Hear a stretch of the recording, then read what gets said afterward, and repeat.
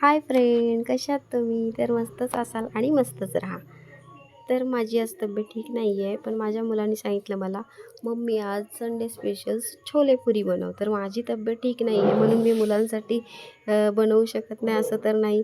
माझा चेहरा पाहू शकताय कसा झालेला आहे आजारपणामध्ये.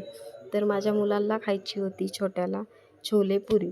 तर मी त्याच्यासाठी बनवलेली आहे छोले पुरी. पाहू शकताय किती छान झालेली आहे.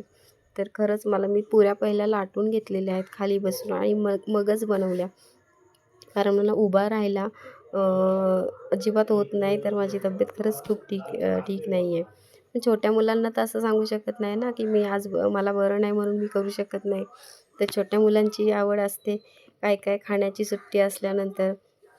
तर मी छान अशी छोलेपुरी बनवली आणि त्याला गरम गरम आवडतात पुऱ्या. छान अशा त्याला बनवून दिल्या.